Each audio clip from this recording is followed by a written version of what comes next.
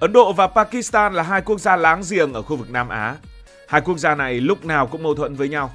Điều gì sẽ xảy ra nếu Ấn Độ tấn công Pakistan và tại sao Ấn Độ lại dám nghĩ đến chuyện này? Đây không chỉ là câu chuyện về hai quốc gia giáp nhau ở Nam Á mà còn là một mồi lửa nhỏ, cũng có thể là một đám cháy lớn khi mà cả hai đều sở hữu vũ khí hạt nhân.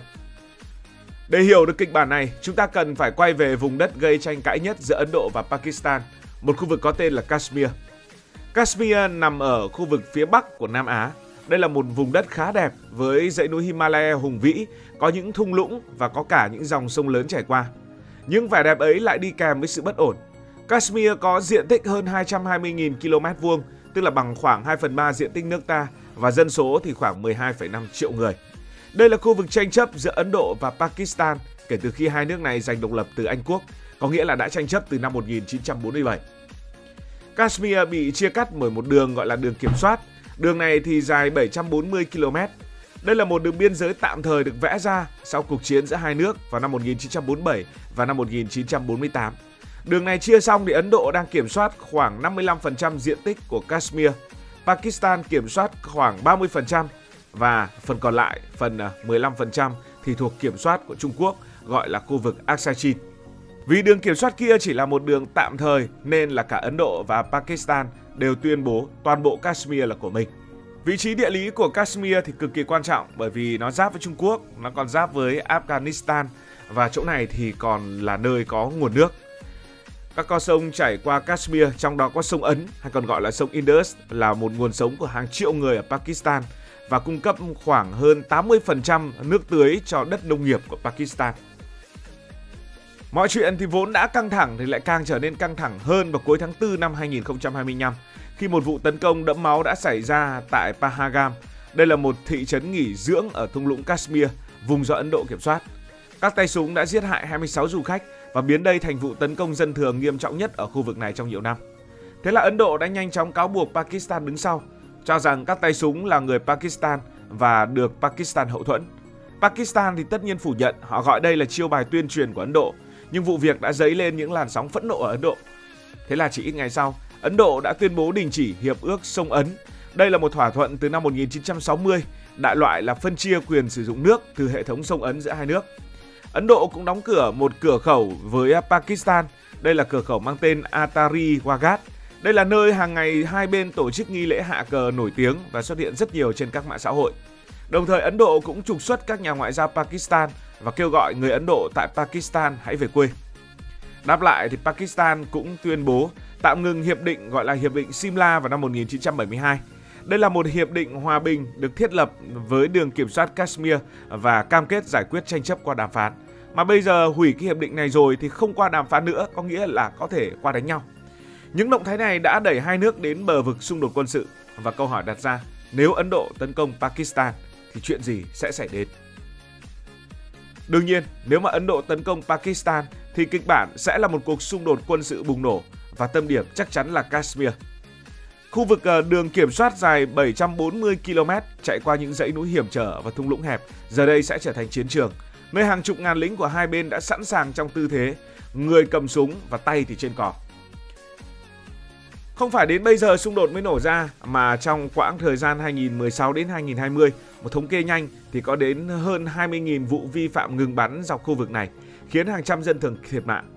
Một cuộc tấn công từ Ấn Độ có thể dưới dạng không kích hoặc là pháo kích hoặc là vượt biên sẽ lập tức kéo theo phản ứng mạnh mẽ từ Pakistan. Cuộc chiến lúc này có thể không giới hạn ở Kashmir mà còn lan rộng ra biên giới phía Tây, nơi hai nước chia sẻ đường biên giới dài hơn 3.300 km. Đường biên giới này thì chảy qua từ đồng bằng cho đến sa mạc. Và lịch sử cho thấy điều này cũng từng xảy ra. Ví dụ như là cuộc chiến năm 1965 khi giao tranh ở Kashmir đã lan sang một khu vực gọi là Punjab khiến hơn 7.000 người chết.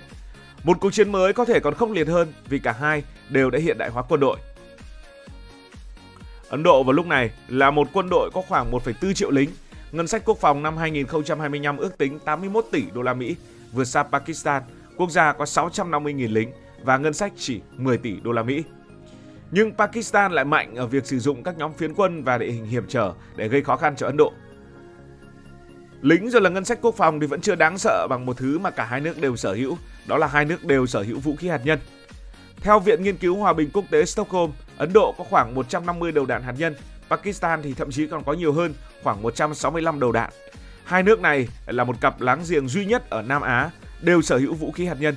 Và sự thù địch kéo dài này khiến nguy cơ sử dụng vũ khí hạt nhân trở thành một hiện thực đáng lo ngại. Hãy tưởng tượng bây giờ, nếu mà Ấn Độ tấn công sâu vào lãnh thổ Pakistan như một cuộc xâm nhập qua Punjab hoặc một đợt không kích vào những căn cứ quân sự ở Pakistan, Pakistan có thể bị cảm thấy đe dọa đến mức tồn vong quốc gia. Bởi vì cũng cuối tháng 4 thì Bộ trưởng Bộ Quốc phòng Pakistan tuyên bố rằng nước này sẽ chỉ dùng vũ khí hạt nhân nếu như nó đe dọa trực tiếp đến sự tồn vong quốc gia. Nhưng với việc Ấn Độ đã đình chỉ hiệp ước nước sông Ấn và chặn dòng chảy của nước sông, thì Pakistan có thể diễn giải hành động này chính là hành động sống còn, vì nước từ các con sông này là nguồn sống của hàng chục triệu người dân tại Pakistan. Và khi điều đó xảy ra, một cuộc chiến hạt nhân là một thảm họa không thể tưởng tượng được.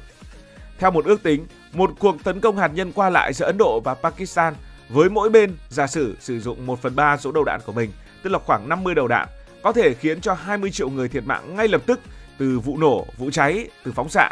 Khói từ các vụ nổ sẽ làm nhiệt độ toàn cầu giảm từ 1 đến 2 độ C trong một thập kỷ, gây ra cái gọi là mùa đông hạt nhân và làm sụp đổ sản xuất nông nghiệp và dẫn đến nạn đói hàng loạt.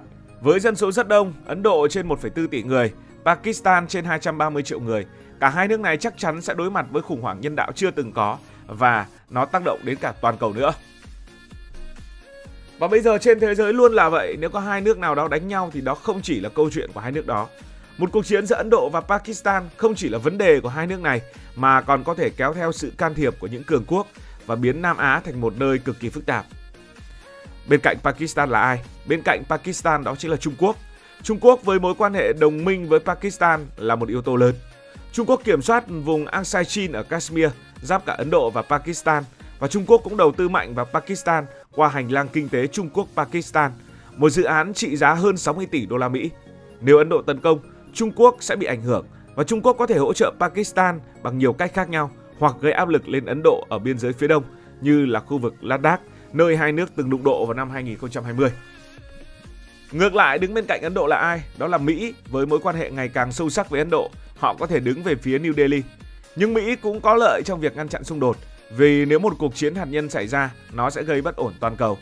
Ví dụ như là năm 90 chẳng hạn, Mỹ đã cử hẳn một đặc phái viên của mình, đó là Robert Gates, đến khu vực để giảm căng thẳng khi mà tình báo phát hiện nguy cơ leo thang hạt nhân ở khu vực Nam Á.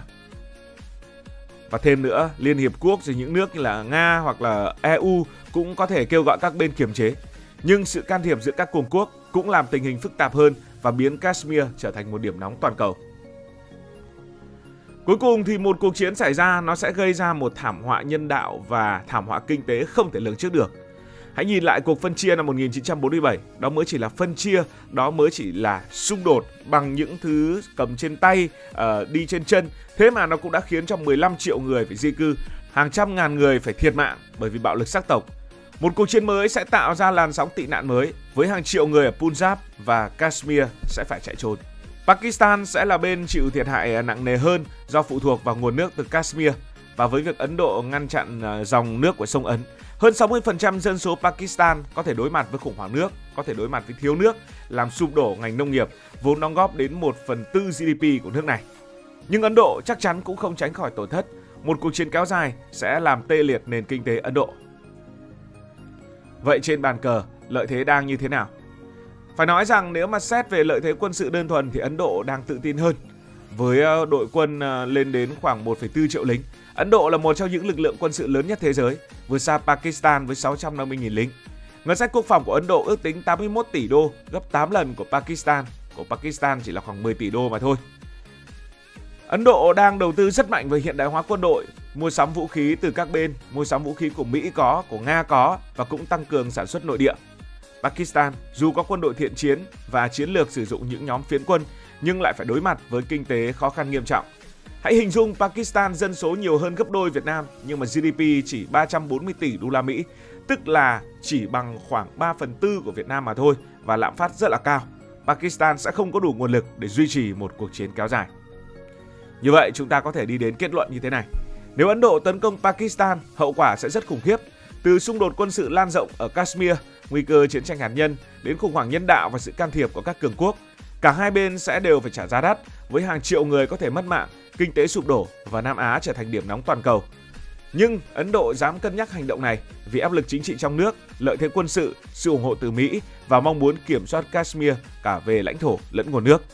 Dù vậy, làn ranh đỏ giữa hai nước là cực kỳ mong manh, với 150 đầu đạn hạt nhân của Ấn Độ và 165 của Pakistan. Chỉ một tính toán sai lầm cũng có thể dẫn đến thảm họa.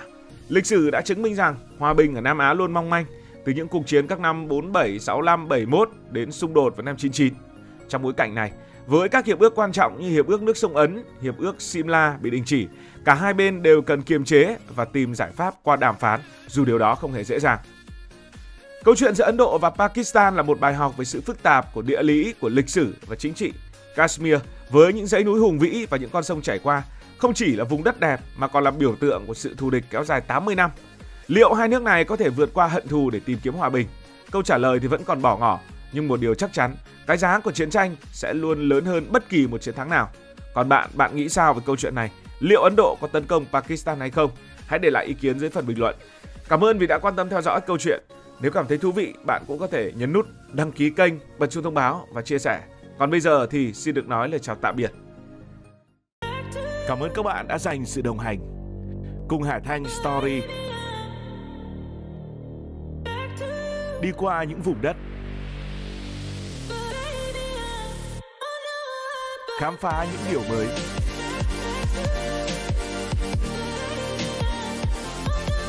Đừng ngần ngại, hãy để lại những góp ý và xin được hẹn gặp lại.